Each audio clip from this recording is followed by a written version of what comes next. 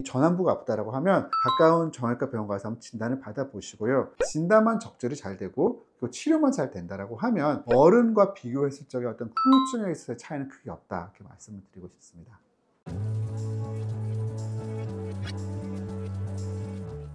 안녕하세요. 두발로병원 이강입니다.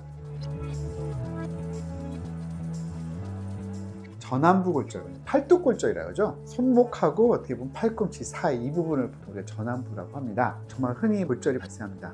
손을 보통 짚고 넘어지게 되면 손목 자체 충격이 와서 손목골절이 많이 되고요. 손을 짚으면서 몸이 돌아버리죠. 이 팔뚝이 꼬여버리면 어떻게 되겠어요? 그러면 그때 툭 부러지는 거거든요. 팔뚝은 뼈가 두 개면서 이 두 개가 기능을 비슷하게 합니다. 근데 이제 어떤 문제가 생기냐면, 기능을 이제 한다면 뭘 위한 기능이냐면 결국에는 회전을 위한 거거든요. 이 회전을 하는데 하나만 부러지면 그나마 그래도 치료가 쉽습니다. 전완부가 보통 부러지게 되면 보통 두 개가 같이 다쳐요. 하나가 부러진 것보다 두 개 부러지는 게 사실은 조금 더 복잡하긴 한데, 그래도 뼈가 두 개 다 부러지면 그 치료가 되게 쉽습니다. 두 개 부러졌으면 부러진 뼈 붙이면 되는 거죠. 근데 여기서 중요한 건 뭐냐면, 이게 단순하게 우리가 길이만 맞추고 휜 것만 보는 게 아니라 회전을 꼭 봐야 됩니다. 왜 그러냐 하면, 뼈가 이렇게 있어야 또 부러졌다 쳐요. 근데 이렇게 해서 딱 원래 붙는 게 정상인데, 이게 만약 꼬여서 이렇게 붙었다 쳐요. 그냥 엑스레이 보면 또 수 잘 됐네 할 텐데, 이게 이렇게 있을 때 뼈가 90도 꼬여서 붙어버리게 되면 그게 어떻게 되겠습니까? 이게 결국에는 모양이 휘어있기 때문에 이게 안 돼요, 돌아가는 게. 그렇기 때문에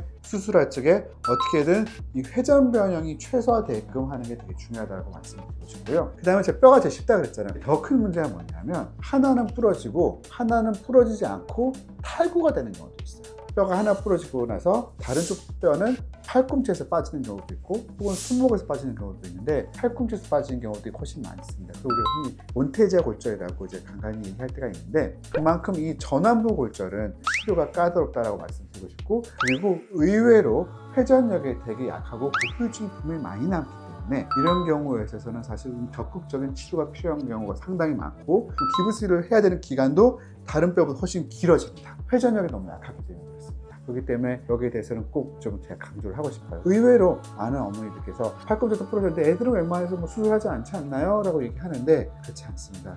제가 꼭 팔꿈치 골절도 제가 수술한 경우 꽤 많다고 말씀을 드렸었는데, 전완부 골절도 의외로 리모델링이 될 수 있는 여력이 많지 않고, 회전이 잘 안 되는 경우에서 발생할 수 있는 후유증이 너무나 많기 때문에 똑바로 맞춰서 치료해야 된다, 이렇게 말씀드릴게요.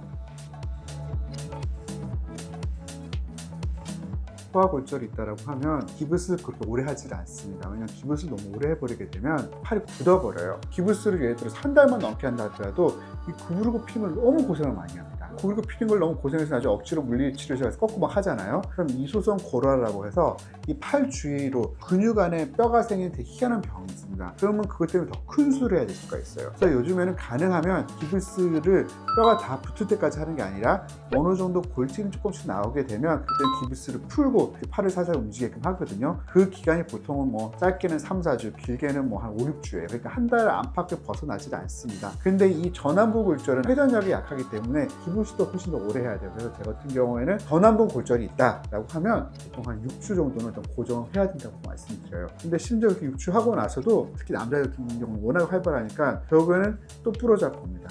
결국에는 수술도 훨씬 더 크게 해야 되는 그런 경우가 꽤 많이 있습니다.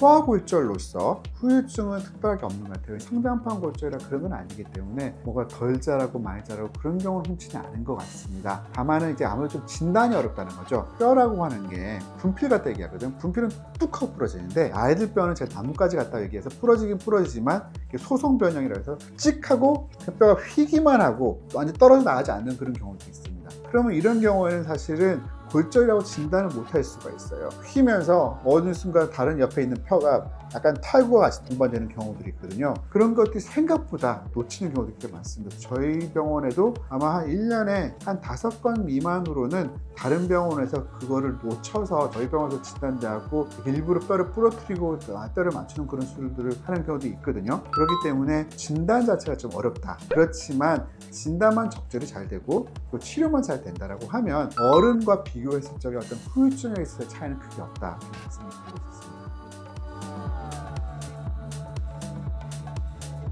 전완부 골절, 뼈가 2개라 그랬죠. 그렇기 때문에 이게 치료가 특별하게 뭐 어려운 그런 부분도 있지만 진단 자체가 어려울 수 있다. 왜 그러냐면 소아들 같은 경우에는 소송 변형이라고 해서 뼈가 딱 부러지지 않고 휘는 것만으로도 나중에 팔이 안 돌아가는 그런 문제가 생길 수가 있다라고 아셨으면 좋겠고요. 그래서 만약에 아이가 넘어지면서 어딘가 아프다라고 하는데 자세히 보니까 팔꿈치가 아닌 손목이 아닌 이 전완부가 아프다라고 하면 가까운 정형외과 병원 가서 한번 진단을 받아보시고요. 그쪽 원장님께 혹시나 소아골절로서의 특징으로서의 어떤 다른 뼈 자체가 휜다든지 그런 탈구는 없는지 꼭 여쭤보세요. 그래서 거기서 만약에 확실히 문제가 있다라고 하면 적극적으로 치료가 필요할 수 있다고 하시면 좋겠고, 그 치료는 결국에는 좀 수술이다. 좀 안타깝지만 수술밖에 방법이 없는 경우가 많다라고 아셨으면 좋겠습니다.